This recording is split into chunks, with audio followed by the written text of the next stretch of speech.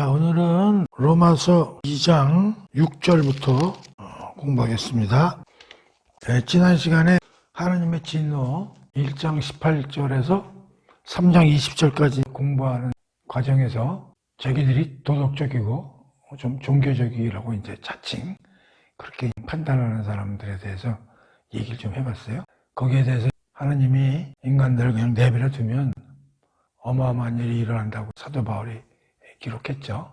부패, 도착, 정신착란에서 사망, 파탄, 파국으로 퇴행작용이 끝없이 떨어진다고 했을 때 종교적인 사람들이 그 이방인들은 그럴 수도 있지만 우리는 안 그렇죠 하고 핑계대고 남을 판단하는 사람에 대해서 사도 바울이 너희들도 마찬가지야. 너희들도 핑계댈 수 없어. 그리고 하나님은 진리대로 판단하시는 분이기 때문에 너희들도 심판받을 수밖에 없는 거야. 그랬더니 그들이 하나님의 선하심과 인자하심, 길이 참으심, 용납하심이라는 하나님의 성품을 들고 나와서 요리조리 피해 나가는 그런 얘기를 했죠. 그래서 그들이 하나님은 선하시고 인자하시고 길이 참으시는 그런 분이기 때문에 우리 그렇게 나무라지 않으셔라고 피해가는 그런 얘기를 했을 때 사도 바울이 무슨 소리야? 그것은 너희들 피해가려고 하나님이 그러시는 게 아니라 너희들을 회개해서 구원에 이르게 하기 위해서 그렇게 하신 걸 모르느냐? 너희들이 그 하나님의 일하심을 멸시하는 거야? 이런 얘기를 해봤어요. 자, 그게 뒤이어서 2장 6절부터 공부를 해보겠습니다. 자, 2장 6절 한번 보세요. 하나님께서 각 사람에게 그 행한 대로 보응하시되 6절이죠. 이 6절은 이제 앞에 나온 5절하고 좀 관련이 되는 거예요. 그래서 너희들이 그렇게 요리조리 피해가지고 하나님의 선하심과 길이 참으심을 너희들이 이용해가지고 계속 죄를 증가하는 데 활용하고 이용한다면 5절에서 마지막 날에 하나님의 심판이 기다리고 있는데 그때 너희들이 엄청나게 그런 죄가 더 쌓여가지고 심판을 더 크게 받을 거야 라는 이제 얘기를 하면서 하나님께서는 각 사람에게 그 행한 대로 보응하신다. 6절은 이렇게 공부할 거는 그 하나님의 심판은 각 사람에게라는 말이 있어요. 하나님의 심판은 그룹으로 되는 게 아니고 뭐예요? 개별적으로 이루어진다. 개별적으로 이루어지는 거예요. 내가 어떤 교회에 다녔으니까 그 교회 이름으로 내가 심판을 면할 수 있을 것 같지. 그런 게 안 된다는 거예요. 그다음에 두 번째는 그 심판이 네가 행한 거를 기준으로 해서 심판의 대상이 된다. 이제 그런 얘기예요. 그러면서 이제 쭉 구체적으로 그 행함에 대해서 이제 설명이 나오죠. 심판은 행함을 기준으로 해서 하나님께서 상근과 벌을 내리신다. 그런 얘기죠. 그러면서 이제 7절에서부터 10절까지 쭉 한번 읽어볼게요. 참고 선을 행하여 영광과 존귀와 썩지 아니함을 구하는 자에게는 영생으로 하시고 8절 오직 당을 지어 진리를 따르지 아니하고 불의를 따르는 자에게는 진노와 분노로 하시리라. 그렇게 이제 구분을 한 다음에 또 다시 악을 행하는 각 사람의 영에는 환난과 공고가 있으리니 먼저는 유대인이게요 그리고 헬라인이게라며 10절 선을 행하는 각 사람에게는 영광과 존귀와 평강이 있으리니 먼저는 유대인에게요 그리고 헬라인에게니라. 그래서 이제 7절에서 10절까지를 보면 사도 바울이 두 그룹으로 나눠서 설명하고 있는 것 같아요.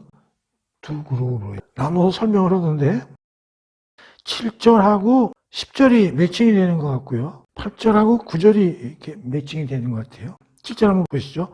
참고 선을 행하여 영광과 존귀와 썩지 아니함을 구하는 자에게는 영생으로 하시고 그리고 10절로 내려가 볼게요. 선을 행하는 각 사람에게는 영광과 존귀와 평강이 있으리니 먼저는 유대인에게요 그리고 헬라인에게라 이렇게 되어 있어요. 상당히 좀 복잡하게 되어 있는데 나눠서 봅시다. 우리 같은 행동을 하면 그냥 무의식적으로 하는 경우도 있긴 있어요. 그러나 어떤 행동을 하기 전에는 어떤 마음이 일어나서 이제 그런 행동을 하잖아요. 그래서 이제 이렇게 나눠봅시다. 자, 이제 A그룹하고 B그룹으로 나눠서 이제 분해를 해볼게요. 7절 보세요. 참고 선을 행하여 영광과 존귀와 썩지 아니함을 구하는 자. 목적이 있는 것 같아.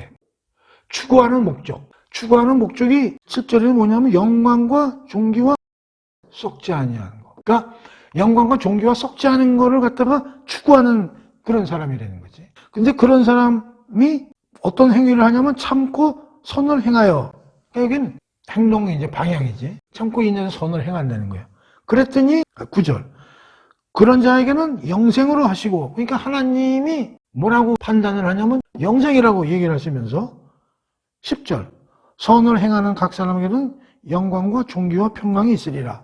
그래서 결과가 영광과 존귀와 평강이 있을 거다. 이제 이렇게 기록을 해놓고 한번 분류를 해서 볼게요. 자, B그룹은 뭐냐면 8절. 오직 당을 지어 진리를 따르지 아니하고. 그러니까 이 사람은 목적이 뭐냐면 당을 짓는 거야. 당을 지음이라는 것은 끼리끼리 패거리를 지어가지고 자기들 이익을 우선적으로 한다는 거예요. 남을 돌보지 않고. 그러면서 진리를 따르지 아니하고 그 진리를 무시하는 거죠. 이런 것만 추구하고 사는 사람들인가요? 그런 사람들이 불의를 따르는 거예요. 불의를 행하고 그래가지고 이제 악을 행하는 거지. 그런 사람에게는 8절 보면 진노와 분노로 하시리라. 하나님께 진노와 분노의 대상이 되고 그 다음에 결과 환난과 공고라고 그런 거예요. 제가 이제 이렇게 7절에서 10절까지를 두 급으로 나눠본 거예요. 그러니까 여러분들도 그냥 그렇게 쭉쭉 그냥 읽으면 좀 약간 혼동이 되니까 이렇게 나눠가지고 살펴보면 좀 우리가 이해하기가 편하죠. 그렇죠? 항상 우리는 행동이 중요한 게 아니라 행동을 하기 위해서는 뭔가 마음에 어떤 생각을 하고 그 사람의 삶의 방향이 있게 되는 거죠. 그렇죠? 그걸 알 수가 있는 거지. 행동을 보면. 그래서 A그룹은 영광과 존귀와 썩지 아니한 걸 계속 추구하는 거야. 근데 그런 사람은 선을 행하는데 한 번 선을 행하는 게 아니라 인내하면서 계속 사람이 되는 게 선한 일을 갖다가 살면서 100% 할 수는 없잖아요. 하다가 또 실패도 하고 그러잖아요. 그러나 실패할 때도 또 내가 이렇게 해서는 안 되지. 그래서 계속 인내를 가지고 선한 일을 하고자 방향을 잡고 일을 해나간다는 거지. 그런 사람은 하나님이 보실 때 이쁘잖아요. 그러니까 너희들은 내가 너 영생을 보전해 줄게. 그럼으로써 그들에게는 영광과 존귀와 평강이 결과적으로 그들에게 이루어진다는 거지. 근데 또 하나 그룹은 영광과 존귀와 썩지 아니함이라는 걸 버리고 그냥 자기들 이익만을 위해 가지고 살고자 생각하는 사람이고, 우리가 지난 시간에 공부했지만 하나님을 알 수 있는 것이 진리라고 그랬잖아요. 그러니까 하나님 무시해버리는 거예요. 그렇죠? 하나님 필요 없어요. 그러니까 자기가 피조물이라는 거, 또 자기가 죄성이 있고 타락했다는 거 다 버리고 자기 혼자 이익을 위해서 날뛰는 인간들. 그런 사람은 항상 불의를 저지를 수밖에 없고 악행을 저지를 수밖에 없다는 거지. 그런 사람은 하나님 항상 진노와 분노의 대상이 되고 환난과 공고가 끊이질 않는다. 이렇게 이제 두 그룹을 사도 바울이 써놓은 거예요. 근데 이걸 보면서 우리가 좀 공부를 해야 되는 게 뭐냐면 우선 성경에는 항상 두 가지 길이 있다고.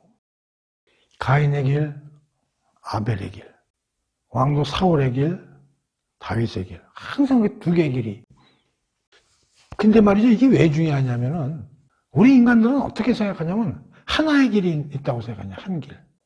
근데 하나의 길에서 얼마나 선하게 살고 얼마나 악하게 살고 이렇게 생각하는 거예요. 그러니까 악한 거 버리고 선하게 살아서 나가다 보면 우리도 뭐 복받고 뭐 하나님이 계신지 안 계신지 모르지만 뭐 천당 가고 뭐 잘 되겠지. 그리고 어떤 사람 보면 저 사람은 왜 저렇게 살고. 그러니까 하나의 길 안에서 선행을 할까? 좀 악행을 좀 덜 할까? 이런 선택을 한다는 거예요. 이런 생각을 많이 한다고. 근데 성경은 이렇게 얘기를 하지 않아요. 두 개의 길이 있다는 거예요. A라는 길과 B라는 길. 그러니까 하나의 길 안에서 내가 뭐 어떻게 살고 하는 걸 선택하는 게 아니라 완전히 다른 길이 있다는 거예요. 그래서 중요한 건 뭐냐면 우리가 A의 길을 갈 건지 B의 길을 갈 건지를 선택을 해야 된다는 거예요. 하나의 길 안에서의 어떤 행동을 선택하는 게 아니라 두 개의 다른 길 중에 한 가지 길을 선택해야 되는 건지. 근데 여기서 재밌는 건 뭐냐면 우리 인간은 말이죠. 태어날 때 B의 길이 되는 거예요. 우리 태어날 때 B의 길로 태어난다는데 이게 아픔이 있는 거예요. 보통 일반 사람은 어쩌면 우리는 중립적으로 태어나가지고 A로 갈지 B로 갈지를 내가 선택하면 되는 거 아니냐 이렇게 생각하는 사람들이 많아요. 이런 얘기를 하면 이거 우린 중립적이잖아. 태어날 때. 그때는 선행도 아니고 악행도 아니야. 태어날 때는 중립적이면 그럼 살아가면서 그럼 A로 갈지 B로 갈지 선택해서 가면 될 거 아니야 라고 생각하는 사람들이 많아. 그런데 안타깝게도 성경에는 그게 아니고 우리는 태어날 때 무조건 B에 속해 있다 이런 얘기요. 이게 중요한 거예요. 그래서 이걸 가지고 엄청난 논쟁이 발생하죠. 오늘 이걸 구체적으로 설명하는 시간은 아니지만 우리가 그 로마서 처음 공부하면서 오리엔테이션 할 때 이 로마서가 왜 그렇게 유명해졌느냐 하면 기독교 교회사 쪽으로 논쟁이 붙었을 때 그 로마서가 이단을 가르는데 굉장히 중요한 역할을 했다고 그랬잖아요. 아주 유명한 것 중에 성 어거스틴하고 펠라기우스와의 논쟁에 대해서 많이 얘기를 했는데 바로 이게 여기서 그런 나오는 거예요.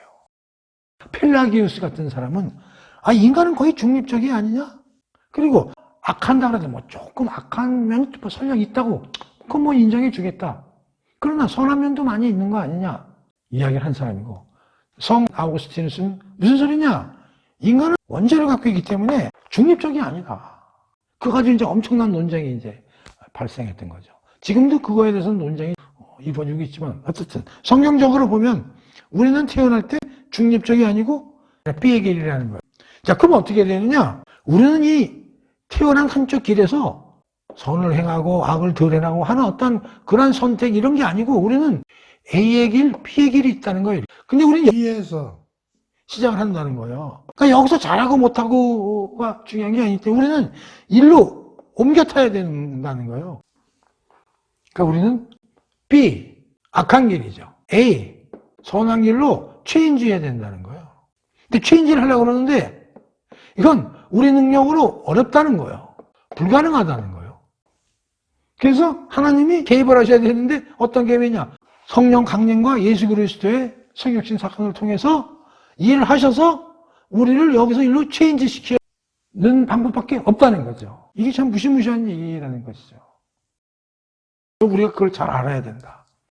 이 표를 보는 순간에 우리는 여기서 옮겨 타야지.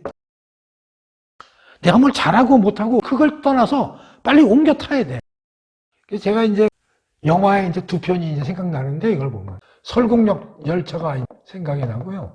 타이타닉 배가 이제 생각이 나는 거예요. 타이타닉은 결국 참 안타까운 일이지만 좌초가 돼가지고 사람들이 다 죽지 않습니까? 근데 타이타닉호가 얼마나 멋있는 배입니까? 기가 막히죠. 그 안에는 여러 가지 엄청난 음식, 악단도 있고, 춤도 추고, 사람들이 즐길 수 있는 온갖 구비되어 있지 않습니까? 어떻게 보면 오늘날 라스베가스 같은 세상의 화려함이 타이타닉호 안에 갖춰진 것 같은 이제 그런 생각이 저는 드는 거예요. 근데 안타깝게도 타이타닉호에는 결국 다 이제 파손이 되고 많은 사람들이 거기서 죽은 거 아닙니까? 그러니까 어떻게 해야 돼? 바꿔 타야죠. 타이타닉호가 빵 부딪혔어. 그럼 어떻게 해? 빨리 다른 구조선이 오면 타야지. 타이타닉호에 계속 있으면 죽잖아요. 배를 갈아타야 된단 말이에요. 자, 설국열차 보여주시다. 이게 만화를 가지고 만든 영화라고 이제 그러는데. 설국열차 안에 타고 있는 사람들은 그 열차에서 내리면 다 죽는 줄 알고 어떤 일도 벌입니까? 그 열차 안에 칸이 이렇게 존재하지 않아요. 그래서 그 사람들의 목표는 뭐냐면 칸 하나씩 이동해 나가는 거잖아요. 앞으로 계속. 한 칸 이동할 때마다 더 많은 자유와 더 많은 것들이 보장이 되기 때문에 한 칸씩 옮겨가려고 엄청난 투쟁을 하지 않습니까? 똑같은 열차 안에서. 그걸 보면서 뭘 느끼냐면, 근데 살아나려면 어떻게 돼? 열차 밖으로 나가야 되거든. 근데 사람들은 그 안에서 칸을 움직이려고 열심히 노력하는 거 아닙니까? 이게 설국열차죠. 그러니까 여기서 계속 하나씩 전진하려고 그러는 노력에 인생을 허비하는 거죠. 이 바깥으로 나가야 되는데.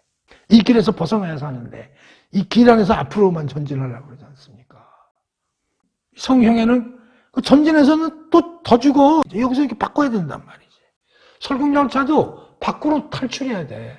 타이타닉도 다른 보트로 갈아타야지 산단 말이에요. 난 이 영화를 두 편을 다 봤지만 이 영화를 보면서 주인공들 이런 거를 생각은 안 나고 자꾸만 성경 생각이 나는 거야.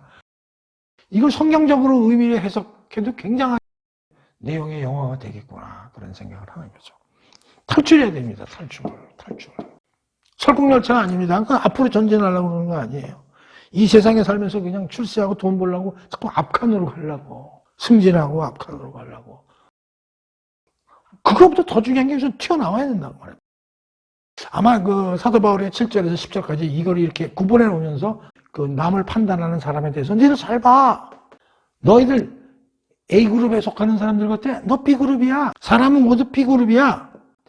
A그룹을 바꿔야 되는데 내가 니들 허름권하지 보니까 하나님의 그 일반 은혜, 선하심, 길이 참으심, 용납하심을 말이야. 그걸 니들이 죄를 터지는데 활용하고 이용하고 앉아있고 말이지. 그딴 식으로 살면 B그룹. 빨리 일로 바꿔야 돼. 그런 걸 아마 얘기해 주고 싶어서 이런 얘기를 하지 않았을까. 이제 그런 생각이 들어요. 이 두 개의 표를 보면서 또 하나 생각나는 게 뭐냐면 시편 1편이 이제 좀 생각이 나는 거예요. 시편은 150편까지 있죠. 그 중에 1편이 150편을 전체 끌고 가는 하나의 중심적 주제로서의 역할도 이제 하고 있거든요.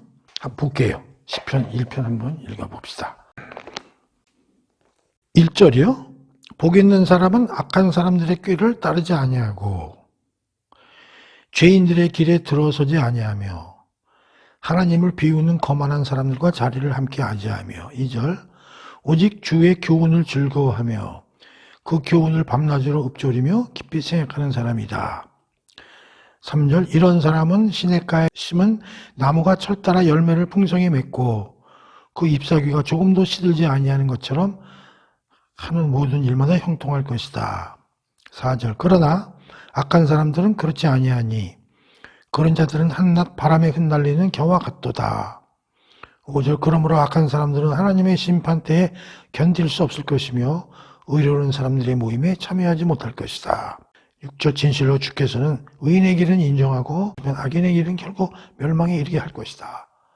비슷하죠? 두 개의 길이 나오죠? 복 있는 사람들은 악하거나 죄인이나 거만한 사람들과 같이 안 논다. 그리고 주의 교훈을 즐거워하면서 주의 교훈을 말씀을 밤낮으로 읊조리며 깊이 생각하는 사람이다. 이거죠. 영광되고 존귀되고 썩지 아니한 하나님께만 오리엔테드 돼서 사는 분이다. 똑같잖아요. 그런 사람들에게는 어떻게 돼? 나무가 철 따라 열매를 풍성히 맺고 잎사귀가 조금도 시들지 않는 것처럼 모든 게 다 잘 불리고 영광과 존귀와 평강을 가지게 되고 또 영생을 누리게 될 것이다. 그 얘기잖아. 그 다음에 4절 악한 사람들은 어떻게 해? 한갖 바람에 흩날리는 겨와 같도다. 일시적으로 휘날리는 그런 인생이 될 거다. 그런 얘기잖아요. 그리고 하나님의 심판 때 견딜 수 없을 것이며 진노와 분노의 대상이 될 수밖에 없다는 거지. 그리고 이쪽에 있는 놈이 의로운 사람들의 같이 참여를 못하게 된다는 것이죠. 그래서 의인의 길은 하나님께서 영생으로 남겨주시고 악인의 길은 결국 멸망에 이르게. 그 시편 1편의 기절이요. 똑같은 얘기가고 두 개의 길이 있는 거예요. 악인의 길, 복 있는 사람의 길. 절대 한 길에서 잘 뭐를 선택해야 되는 거 아닙니다. 일단 벗어나야 됩니다. 설국열 열차에서 뛰어내려야 되고 타이타닉에서 다른 배로 옮겨 타야 된단 말이에요. 그걸 우리가 못한단 말이에요. 그걸 하나님이 가입해서 해주시겠다 그런 얘기예요. 항상 우리는 생각해. 내가 뭘 해서 배를 갈아타야지. 내가 뭘 해서 의인이 되지. 일단 갈아탄다. 갈아타야 산다. 그게 제주에 갈아타야 된다. 길을 바꿔야 된다. 그래서 지난 시간에 보냈어요. 이 가는 길을 바꾸는 걸 회개를 공부하면서 회개의 개념이 뭐야? 스탑. 가던 길을 일단 스톱한 다음에 리턴. 돌아서야 된다고 그랬죠? 똑같은 얘기예요. 바꿔야 된다. 이렇게. 7절에서 10절 잘 우리가 음미하고 묵상을 좀 해야 되는 겁니다. 특히 두 개의 길에 대해서 한쪽 길에서 뭘 선택하는 게 아닙니다. 또 하나는 우리는 태어날 때 중립적으로 태어나는 거 아닙니다. 그 얘기를 이제 10절까지 이제 하면서 이제 거기에 보면 이제 그런 얘기를 하면서 이런 게 있어요. 먼저는 유대인에게요. 그리고 헬라인에게라. 근데 순서를 얘기하네. 유대인이 먼저고 그 다음에 헬라인 이렇게 이제 설명을 하죠. 근데 하나님의 심판은 공정하거든요. 유대인은 봐주고 뭐 헬라인은 뭐 안 봐주고 뭐 그런 건 아니에요. 근데 여기서 중요한 것은 책임감과 의무감은 유대인이 조금 이제 많다는 거죠. 왜냐면 하나님의 실력들이 있잖아. 그래서 이제 나중에 나오지만 뭐 율법도 주고 뭐 여러 가지 그들에게 많은 플러스 되는 걸 주셨잖아. 그러니까 나름대로 책임은 좀 더 무겁지. 그런 뜻을 보면 되고요. 11절. 이는 하나님께서 외모로 사람을 취급하지 아니하심이라. 이 말을 왜 11절에 써놓냐면 이런 것 같아요. 외모로 사람을 본다면 헬라인이 먼저예요? 유대인이 먼저예요? 유대인. 그렇죠. 유대인은 벌써 하나님과 수천 년을 갖다 같이 교제를 해왔고 수많은 선지자와 제사장들 수많은 그 말씀들을 줘왔잖아. 그러니까 겉으로만 보면 유대인이 헬라인보다 훨씬 숭고해 보이잖아.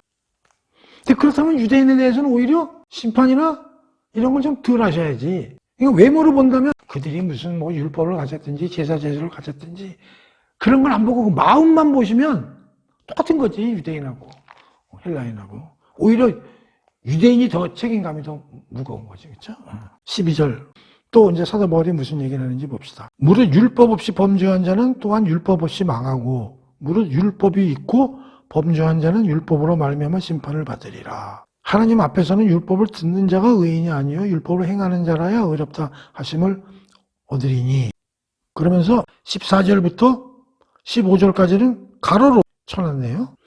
율법 없는 이방인이 본성으로 율법의 일을 행할 때에는 이 사람은 율법이 없어도 자기가 자기에게 율법이 되나니 이런 이들은 그 양심이 증거가 되어 그 생각들이 서로 혹은 고발하며 혹은 변명하여 그 마음에 새긴 율법의 행위를 나타내느니라. 그 다음에 16절 곧 나의 복음에 이른 바와 같이 하나님이 예수 그리스도로 말미암아 사람의 은밀한 것을 심판하시는 그날이라. 이렇게 되어 있거든요. 요 기절은요. 괄호가 14절, 15절 이렇게 되어 있는데 13절에서 15절이 가로로 치는 것이 더 합당하다라고 로이드 존스님은 이제 그렇게 설명을 하고 있어요.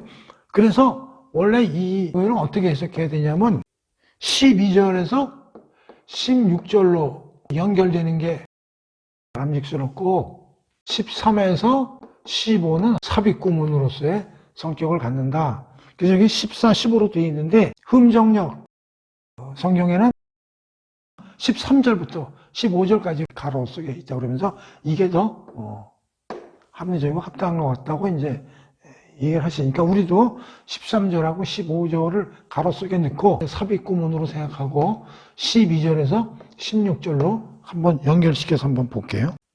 12절 봅시다. 무릇 율법 없이 범죄한 자는 또한 율법 없이 망하고. 자, 그러니까 두 개를 또 나뉘고 있어. 율법 있는 자, 율법이 없는 자. 그러면서 율법이 없는데도 불구하고 망한대. 죄를 지면. 그런데 율법이 있는 자는 율법으로 심판을 받는데.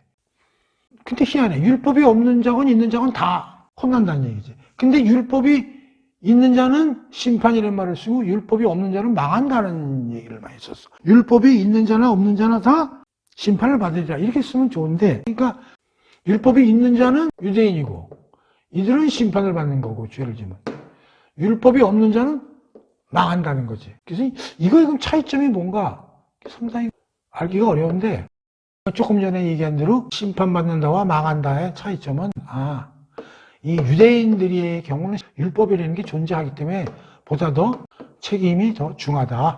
율법이 없는 헬라인보다는 그런 차이가 있다고 그냥 그렇게 이해하면 되겠어요. 자, 그리고 16절에 가가지고 곧 나의 복음에 이른 바와 같이 하나님이 예수 그리스도로 말미암아 은밀한 것을 심판하시는 그날이라. 16절은 뭘 뜻해? 은밀한 것을 심판하시는 그날이 뭐야? 마지막 재림 때 예수님이 오셔서 우리 백보자 심판을 하신다고 그랬죠? 그날 이제 얘기하는 거죠. 오케이? 그건 뭐 다시 얘기를 안 하겠어요. 우리 복음서에서 배웠죠? 예수 그리스도가 마지막에. 그것도 여러분들이 아셔야 돼요. 하나님이 심판하시는 것이 아니냐. 근데 여기 보면 예수 그리스도를 말미암아 하나님이 사람들의 은밀한 것을 심판하시는 그날이라. 예수 그리스도 말미암아. 사실은 하나님의 심판이 맞지만 예수 그리스도한테 더 권세를 주셨죠. 마지막 날 이제 이날 완벽하게 밝혀진다 그런 얘기예요. 자, 그런데 이제 가로속을 한번 보자고. 율법이 없는 자도 망하고 율법이 있는 자는 심판을 받는다 그랬는데 죄를 지면 13절부터 봅시다. 하나님 앞에서는 율법을 듣는 자가 의인이 아니요 율법을 행하는 자라야 의롭다 하심을 얻으리니. 자꾸만 유대인들은요, 율법을 갖고 있는 걸 굉장히 자랑하고 이걸 특권으로 생각하고 있는 거야. 지금 사도 바울의 입장에서는. 그래서 사도 바울이 뭐라고 그러냐면 율법을 갖고 있는 게 중요한 게 아니라 그대로 실천하고 행하는 게 중요한 것이지. 그냥 율법을 갖고 있다. 머리로 알고 있다. 그거 가지고 니들 심판을 면하는 게 아니야. 왜 자꾸만 그런 걸 가지고 이렇게 특권의식을 가지고 율법이 있고 회당에서 공부한다고 그러고 남들보다 엄청난 법규를 더 많이 갖고 있고 하나님의 말씀을 더 많이 갖고 있다고. 그게 중요한 거 아니야. 그걸 계속 이게 나오라는 거야. 그거 아니고 행하는 게 중요하다. 행하는 게. 그걸 이제 유대인들에게는 특히 그 법꾸라지들, 종교적으로 좀 의심되는 사람들한테 얘기를 해주는 거고, 14절, 15절은 뭐냐면 이방인들에 대해서도 얘기를 해야 되는데 이방인들에서는 어떻게 해당이 되느냐. 율법 없는 이방인이 본성으로 율법의 일을 행할 때에는 이 사람은 율법이 없이도 자기가 자기에게 율법이 되나니 이런 이들은 그 양심이 증거가 되어 생각들이 서로 혹은 고발하며 혹은 변명하여 그 마음에 새긴 율법의 행위를 나타나니라. 복잡하게 써놨지만 이거예요. 자, 이방인들도 율법은 없지만 이 마음에 양심이 존재한다는 거지. 그러니까 하나님이 아담을 창조했을 때 양심을 넣어놓으신 거야. 이 양심이 작동을 한다는 거죠. 그래서 뭘 할 때 양심에서 이거 하지 마. 너 할 거야? 하지 마. 이런 거 자꾸만 양심이 얘기를 해준다는 거지. 그러면서 뭐라고 그러냐면 여기 보면은 이런 말이 있어. 그 양심이 증거가 되어 서로 혹은 고발하며 혹은 변명하며. 양심이 이렇게 얘기해. 이거 하지 마, 하지 마. 고발하는 거지. 그 다음에 그거 해도 괜찮을 것 같아. 해봐. 그러니까 양심이 계속 이랬다 저랬다 하는 거야. 그래서 양심이라는 건 뭐냐면 율법과는 다르죠. 완벽하진 못해. 양심은 뭐 완벽하진 않아. 그리고 이 양심은 문화적, 시대적 이런 거에 따라 다소 차이도 일어나고 또 나라마다 또 환경에 따라 차이도 발생하고 그러나 그 나름대로 선과 악에 대한 어떤 베이식한 기초나 토대는 가지고 있다는 거지, 양심이. 율법과 같이 명쾌하고 이건 옳고 이건 틀리고 그렇게는 아니지만 그래도 선과 악에 대해서 나름대로 기본적 토대의 성격은 갖고 있다는 거지. 양심이 우리를 계속 하지 마. 하려면 해봐. 계속 그 갈등을 우리 안에 일으키게 한다는 거지. 그게 바로 이방인들은 심판받아야 되느냐 심판받지 않느냐에 대한 하나의 증거적 기준이 된다고 가로 속에다 쳐가지고 이제 사도 바울이 얘기를 해놓은 거예요. 그래서 결론적으로 얘기를 해본다면 이런 것 같아요. 지금까지 무슨 얘기를 했냐면 이제 판단하는 사람에 대해서 지난 시간하고 이번 시간에 이제 공부를 하고 있는 거죠. 이건 도덕적으로, 종교적으로 남보다 우월하다고 생각하는 사람들이죠. 이건 유대인도 포함되는 거예요. 근데 그들은 자기들은 뭔가 달라서 크게 정죄받지 않을 수 있다고 이제 얘기를 하는 거예요. 거기에 대해서 사도 바울은 니들이 남을 정죄하는 것으로 너희도 정죄받는다고 얘기하면서 남을 정죄하지 말라고 그렇게 얘기를 한 거예요. 그랬더니 이들이 피할 수 있다고 핑계거리를 대는데 가장 큰 핑계거리가 뭐냐면 첫 번째는 하나님의 성품을 이제 핑계거리로 들고 나오는 거예요. 하나님의 선하심, 인자하심, 그 다음에 길이 참으심, 용납하심이라는 성품을 가지고 우리는 오케이, 괜찮을 거야. 거기에 대해서 사도 바울은 못 피해. 그건 너희들 피하라고 하나님이 그렇게 하시는 게 아니라 너희를 회개하기 위해서 그런 것이지 너희들한테 죄 많이 지라고 그러신 거 아니야. 그리고 하나님이 이 성품이 선하시고 인자하시는 왜 그 하나님의 사랑하시는 그 성품만 들릴 때 하나님은 공의로우신 성품도 있는 거야. 왜 그건 무시하는 거야? 이제 그렇게 나무라는 거죠. 또 두 번째는 그들은 어떤 일을 하겠지만 우리는 행하지 않아. 우린 그런 일 안 한다니까? 근데 하나님은 마음을 보시거든. 외모를 보시지 않아. 그렇기 때문에 너희들도 마음속으로 죄를 지면 똑같이 짓는 거야. 그러니까 일 피할 생각하지 마. 또 세 번째, 우리는 율법을 갖고 있는데 이거 우리 자랑거리지. 나는 엄청나게 도덕적인 건 내용 다 알고 있어. 그랬더니 뭐라고 그러냐면 율법을 아는 것만으로 되는 게 아니라 진짜 실천하고 행해야지 안 나는 것만 가지고는 니들이 피할 수 없어. 왜? 하나님은 진리대로 심판하시는 분이기 때문에 여기 빠져나갈 수 없어. 그 얘기를 지난 시간하고 오늘 지금 여기까지 해가지고 얘기하는 겁니다. 결론은 뭐야? 너희들도 마찬가지다. 그런 얘기죠. 오케이? 그러면서 이제 조금 전에 공부했지만 두 가지의 길, 악인의 길, 의인의 길, 또 시편 1편까지 공부해봤잖아요. 그 내용이 굉장히 중요하고 우리는 항상 갈아타야 된다. 갈아타지 않으면 우리는 다 멸망한다는 사실을 우리가 공부를 했어요. 자, 그 다음에 2장 17절부터 2장 17절부터는 조금 이제 대상이 좀 바뀌죠. 순수하게 이제 유대인들하고 이제 논쟁이 벌어지는 거죠.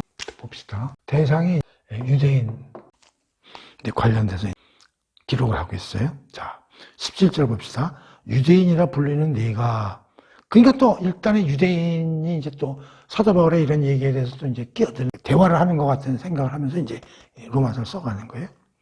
유대인이라 불리는 네가 율법을 의지하며 하나님을 자랑하며 율법의 교훈을 받아 하나님의 뜻을 알고 지극히 선한 것을 분간하며 맹인의 길을 인도하는 자요 어둠에 있는 자의 빛이요 율법에 있는 지식과 진리의 모본을 가진 자로서 어리석은 자의 교사요 어린아이 선생이라고 스스로 믿으니.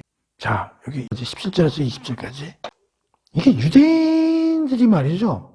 사도 바울이 이렇게 얘기한 것 같아요. 우리는요 엄청난 영적 선물과 특권을 가지고 있어요. 잘 생각해 보세요. 바울 선생님, 우리는 어쩐 영적 선물을 갖고 있냐 보세요. 우린 율법을 갖고 있고 거기에 의지해서 살고 있어요. 두 번째, 우리 하나님을 갖고 있다니까요. 18절, 율법의 교훈을 받아 우리 하나님의 뜻을 다 알고 있어요. 우리 너무 잘 알아요. 우리 그런 민족이잖아요. 그리고 선한 것을 분간하며, 그리고 우리 선과 악을 구분할 수 있는 변별력을 갖고 있다니까요. 그리고 우리는 또 어떤 특권을 갖고 있냐면요. 19절, 우리는 맹인을 가리키는 선생님이에요. 우리는요.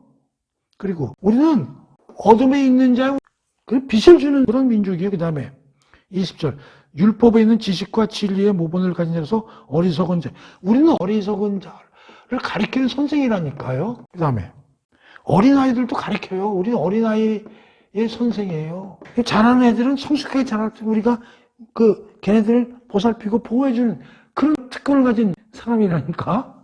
그러니까 잘 생각해봐요. 바울 선생님 잘 생각해서 말씀하셔요. 지금까지 말한 거 그거 우리하고는 좀 틀린 얘기 아니에요? 유대인들이 그렇게 얘기하는 거예요. 그래서 지금 이거에 대해서 뒤에 또 나오는데요. 9장에서는 더 나오는데요. 그거 내가 한번 찾아볼게요. 로마서요 9장 4절에서 5절 한번 찾아볼게요. 그들은 이스라엘 사람이라. 자, 우리 이스라엘 사람이에요.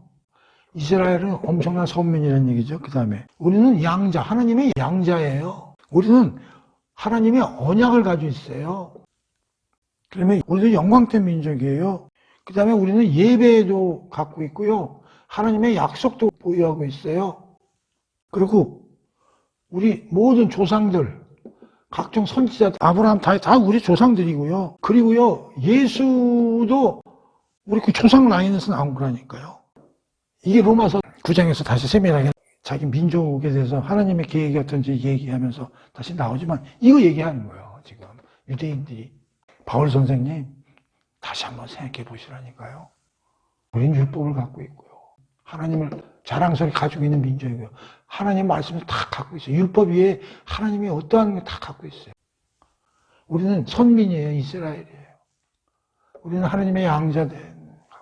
하나님의 언약, 예배, 제사제도, 하나님의 약속, 하나님의 영광, 어마어마한 조상들, 특히 예수까지 우리는 다 갖고 있는. 그럼 이제 따지고 트는 거죠. 그랬더니 21절, 그러면 이제 여긴 바울이 얘기했죠. 그러면 다른 사람을 가르치는 네가 네 자신은 가르치지 아니하느냐? 그래서 21절에 바울의 반박 이제 시작되죠. 그래, 알았어. 근데 니들은 왜 도둑질하냐? 도둑질하지 말라 선포하는데 네 도둑질해. 그 다음에 간음하지 말라 하는데 네가 간음하느냐? 우상을 가증히 여기는 네가 신전 물건을 도둑질하냐? 그러면서 세 가지를 얘기를 하는데 도둑질하고요, 간음하고요, 신전에서 성물을 이제 도둑질하는 거죠. 이런 이해가 있으니까 이제 사도 바울이 그렇게 했죠. 니도 도둑질했잖아.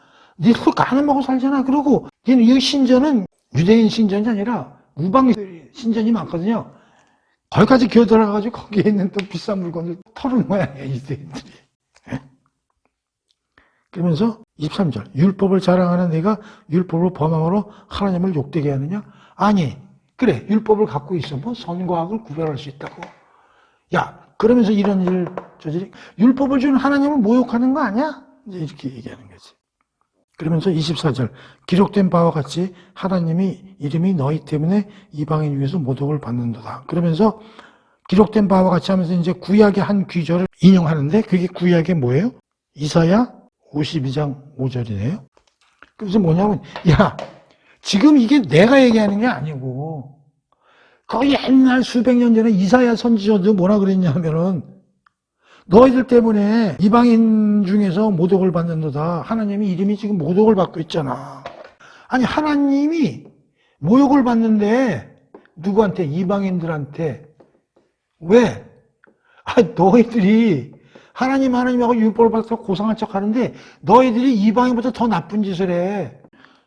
아니, 하나님 무슨 애들을 저런 짓 하는데 내버려둬? 그래서 하나님이 오히려 영광이 땅에 떨어져. 그래서 이방인들이 하나님을 욕을 하고 있다고 그런 짓을 했었는데 조상들도 이놈들아. 그 얘기를 하는 거예요. 지금도야 이거 보면은 교회 다니는 사람들이 더 욕먹잖아요. 교회 다니는 사람들이요. 교회 안에서 얼마나 부정부패가 많이 일어나요. 그러니까 이게 똑같은 거야 이게. 성경을 갖고 있고 율법을 갖고 있는 사람들이 더 나쁜 짓을 하니까 오히려 하나님하고 예수님이 이름이 땅에 떨어지는 거지. 자, 25절. 네가 율법을 행하면 할례가 유익하나 만약 율법을 범하면 네 할례는 무할례가 되느니라. 자, 25절부터도 재미난 얘기가 나오는데 바울이 이제 논박을 하니까 마지막 히든 카드를 갖고 이제 대듭니다. 드디어 유대인들 입장에서 히든 카드, 할례. 이 할례가 뭐예요? 할례가 이게 어디서 나오는 거냐면 아브라함에게 할례 언약을 하시죠. 할례를 해라. 이게 나의 백성의 표징이다. 이걸 들고 나오는 거야, 이제. 율법 가지고 들고 나와서 이제 할례로 이제 들고 나오는 거야. 그러니까 이제 여기서 바울이 뭐라고 그러냐면 쭉 읽어볼게요. 네가 율법을 행하면 할례가 유익하나 25절입니다. 만약 율법을 범하면 네 할례는 무할례가 되느니라. 그런즉 무할례자가 율법의 규례를 지키면 무할례자를 할례와 같이 여길 것 아니냐? 또한 본래 무할례자가 율법을 온전히 지키면 율법 조문과 할례를 가지고 율법을 범하는 너를 정죄하지 아니하겠느냐? 무릇 표면적 유대인이 유대인이 아니요 표면적 육신의 할례가 아니니라. 오직 이면적 유대인이 유대인이요 할례는 마음에 할지니 영에 있고 율법의 주문에 있지 아니하는 것이라. 그 칭찬이 사람에게서가 아니라 다만 하느님에게서니라. 할례를 들고 나오니까 사도 바울이 여기서 무슨 얘기를 하냐면 할례? 좋아. 니네 유대인이지? 유대인이다 할례를 했지 니네들. 그런데 니네들이 율법을 안 지키면 무할례자와 똑같은 거야. 그럼 또 하나? 여기 무할례자가 있어. 무할례자는 이방인들이지. 근데 이들이 율법을 지키면 이들은 할례자가 된다. 어? 니들 율법 안 지키면 무할례자야. 똑같아. 근데 무할례자가 율법을 지키면 할례자가 되는 거야. 그러면 여기에서 할례, 무할례는 뭐냐면 육체야. 여기에서 할례나 무할례는 마음의 할례야. 그래서 사도 바울이 뭐냐면 육체에 할례를 했냐 안 했냐는 별 의미가 없어. 마음의 할례를 해서 율법을 지키면 그 마음의 할례자가 되고 율법을 안 지키면 마음에서는 무할례자. 그래서 마음의 할례자가 중요하지 육체의 할례는 중요한 게 아니야. 진짜 유대인은 내면적 유대인, 마음의 할례를 한 유대인, 율법을 지키는 유대인이 진짜 유대인이지. 몸으로 할례를 하고 율법을 안 지키는 놈들은 실질적으로는 마음의 할례를 안 했기 때문에 너희들은 유대인이 아니야. 그 얘기예요, 지금. 이해가 됩니까? 다시 말하면 율법을 지키는 것은 마음의 할례를 하는 거다 이런 얘기예요. 육체적으로 할례를 안 하더라도 율법의 정신을 지키면 그건 마음의 할례를 한 사람이다. 진정한 유대인이다. 그런데 니들이 육체로 할례를 했는데도 불구하고 율법을 안 지키면 마음으로는 무할례자야.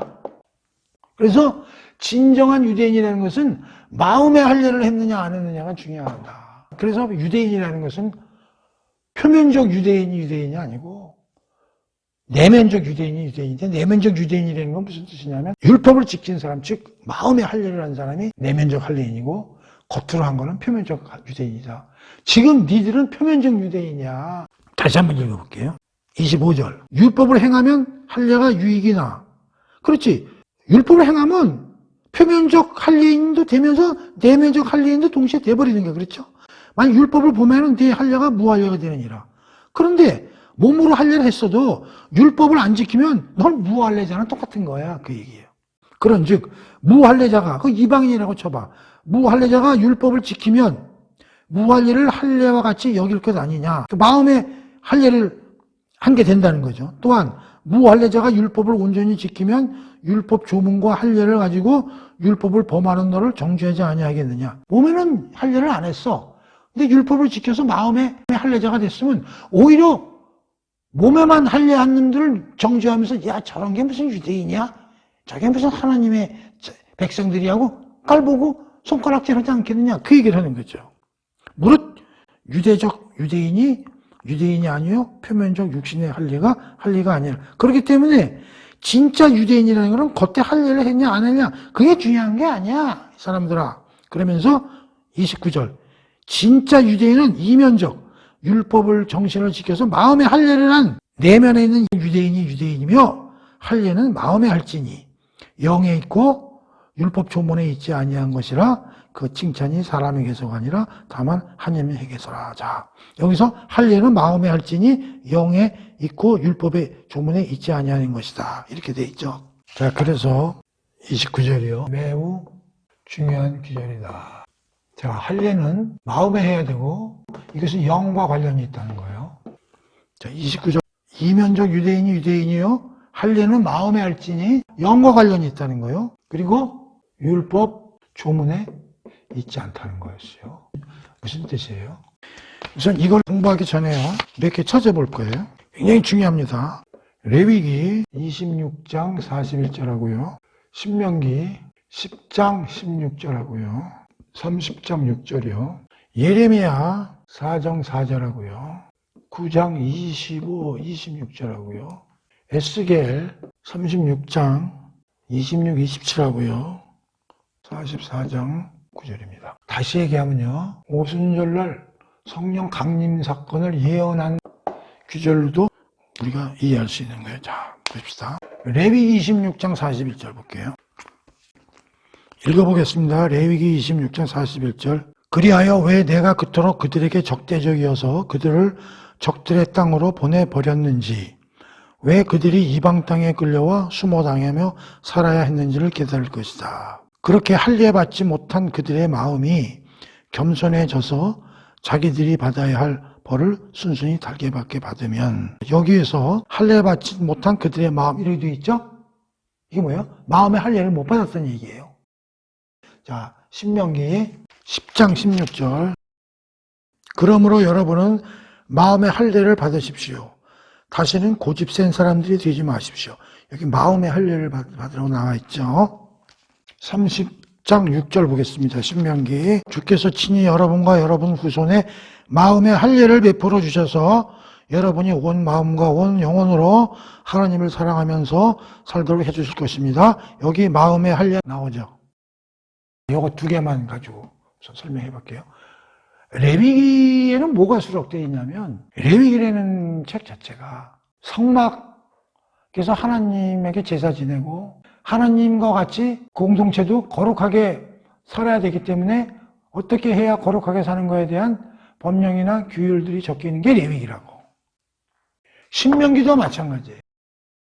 광야에서 살아야 되고 하나님의 공동체로서 어떻게 살아나가는 것이 올바른 삶인가에 대한 관련되는 법령들을 수록하는 게 신명기라고. 그러면서 뭐라고 하냐면 그걸 지켜라. 근데 지키시냐고. 안 지켜져요. 그래서 뭐라고 하냐면 마음의 할례라는 말이 나오는 거예요. 지금. 레위기에도 나오고 신명기에도 나오고. 마음의 할례.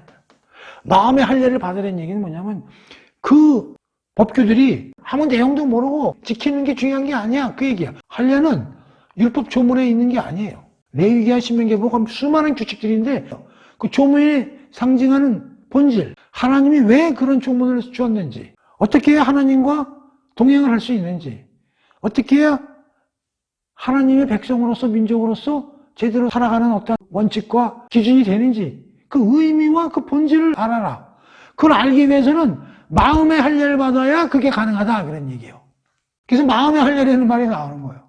그런데 마음의 할례가 됩니까? 우리는 타락했기 때문에 안 돼요. 유대인도 못합니다. 그러니까 그 조문들은 뭘 가리키냐면 니들이 지킬 수 있는지 없는지 하나의 기준으로서 너 자신을 깨달으라고 준 거에 불과해. 그럼 그걸 지키려면 어떻게 돼? 마음의 할례를 받아야 돼. 그럼 그 마음의 할례를 받으려면 어떻게 해야 돼? 여기 써있죠. 오순절날 성령이 내려오셔서 우리 안에 내주해서 사람을 성향을 바꿔야 그게 가능하다고.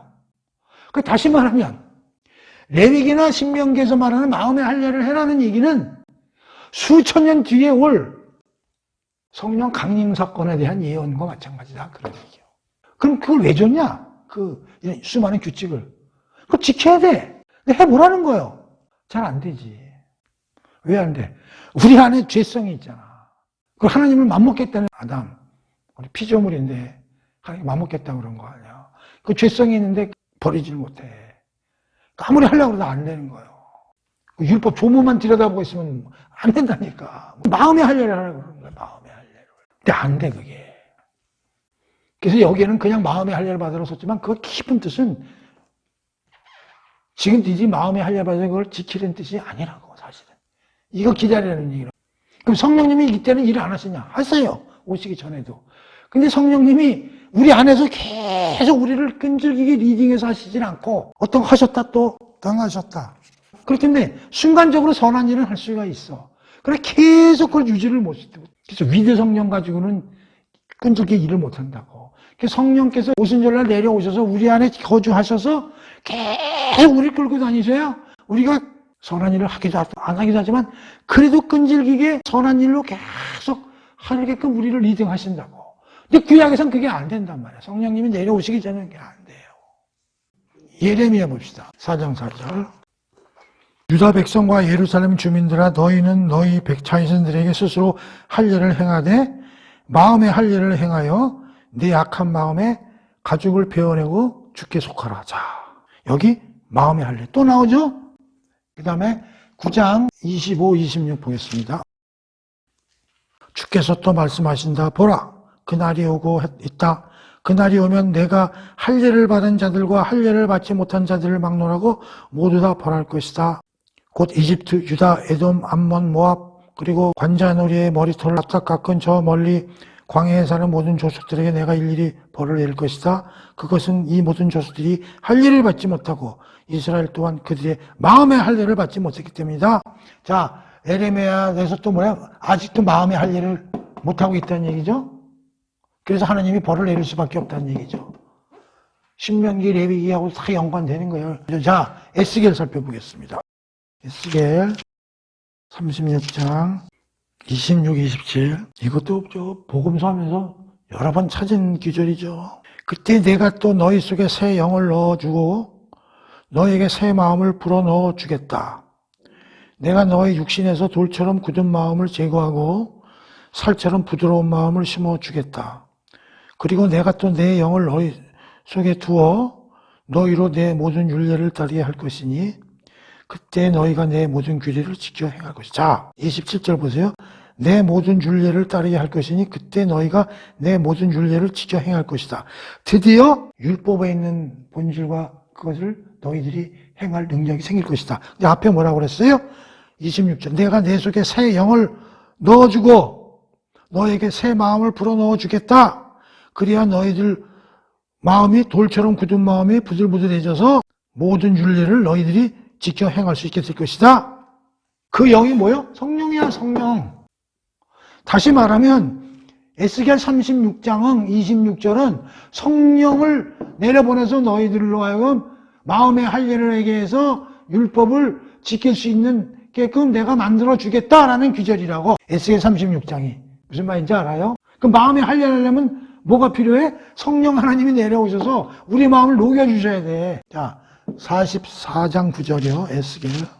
그러므로 나 주가 분명히 말한다. 이스라엘 백성들 중에 살고 있는 이방인들이라 할지라도 몸과 마음의 할례를 받지 않은 이방인들은 절대로 내 성소에 들어와서는 안 된다. 여기서 왜 몸이 나오냐? 이건 이방인이기 때문에 그래. 이방인들. 이방인들도 유대인으로 개종을 하려고 하면 몸의 할례를 해야 돼요. 근데 몸의 할례만 해야 되는 게 아니라 마음에도 할례를 해야 내 성소에 들어올 수밖에 없다. 무슨 말인지 알죠? 자, 그 다음에 하나 더 찾아보겠습니다. 요엘서 2장 28절이요. 그런 다음에 내가 모든 사람에게 나의 영을 부어주겠다. 그러면 너희 자녀들은 예언을 할 것이고 너희 늙은이들은 꿈을 꿀 것이며 너희 젊은이들은 환상을 볼 것이다. 자, 성경에서 마음의 할례라는 말이 굉장히 중요합니다. 여기저기서 튀어나오고 있어요. 마음의 할례. 지금 로마서에서도 마음의 할례라는 얘기가 나오고 있잖아요. 마음의 할례라는 건요, 하나님의 뜻을 정확히 우리가 캐칭하고 그대로 살 수 있는 게 마음의 할례라는 뜻이에요. 근데 그게 없으면, 그러니까 성령이 우리 안에서 일을 안 하시면 율법을 못 지킨다니까. 그래서 수많은 귀절, 레위기와 신명기에 마음의 할례라는 단어가 등장하는 거예요. 이것은 앞으로 오순절날 내려올 성령 강림 사건을 예언하는 것이다. 이것이 없으면 해석이 안 되는 것이다. 근데 왜 그렇게 앞에다 마음의 할례라는 말을 넣어놨는가요? 그건 모르지. 나도. 하나님이 율법을 주시면서 그걸 기록에 남겨놓으라 했으니까. 자, 그런데 중요한 게 봅시다. 오순절날 성령이 내려오시려면 어떻게 내려와요? 우리 복음서에서 배웠죠. 예수가 소형육신 하신 다음에 죽고 부활하고 승천하시면서 하신 약속이죠. 기다려라. 내가 보혜사 성령을 내려보내주겠다. 그래가지고 승천하신 지 10일 만에 성령 강림 내려오시는 거 아닙니까? 그렇다면은 이 마음의 할례라는 규절 해석을 구약에 뭐냐면 1. 예수님의 성육신, 2. 성령 강림 사건을 예언한 규절이라는 거예요. 이 마음의 할례라는 이 뜻이 깊이 있게 분석해 보면 오순절날 성령 강림 사건 내려오셔서 예수님이 내려오신 이후에 유대인들이 우리 율법 있어요. 마지막 우리 할례도 갖고 있잖아요. 우린 이방인들하고 틀리잖아요. 그때 사도 바울이 뭐라고 그러냐면 그거 다 필요 없어. 뭐 갖고 있다 뭐 표징. 그게 무슨 의미가 있어. 마음의 할례를 해라니까. 마음에서 율법의 의미를 지켜야지. 근데 지금 예수님도 오셨고 성령도 내려오셨잖아. 안타까운 거야. 이제 마음의 할례를 할 수 있는 능력이 생겼잖아 니들. 그렇게 핑계만 대지 말고 제대로 살아나가면 되는 것이야. 그 얘기를 하고 싶은 거지. 근데 하도 얘들이 요리조리 빠져나가면서 유대인들이 우리는 아니에요. 하나님은 선하시잖아요. 오래 참으시잖아요. 그거 우리 야단 안 칠 거예요. 그거 아니야. 아, 그럼 율법이 있잖아요. 그거 아니야. 그거 행해야 돼. 우리 할례인데 그거 아니야. 마음에 해야 돼. 이렇게 사도 바울이 논박을 하면서 결국 이 핑계대는 놈들아, 니들도 마음의 할례를 하고 율법의 의미를 지켜야 살아나는 거지. 그 이외에 핑계댄다고 해서 아무것도 안 돼. 마지막 날에 심판날에 니들이 하나님 진노만 머리 위에 쌓는 거라니까? 라고 얘기를 이제 하고 있는 것이에요. 그렇죠? 그래서 오늘 2장 사도 바울이 그들의 반박에 대해서 다시 반박 논증하는 얘기를 해봤고요. 요 다음 시간에 이제 3장 20절까지죠. 공부를 하도록 하겠습니다. 자, 오늘 공부는 여기서 끝내도록 하겠습니다.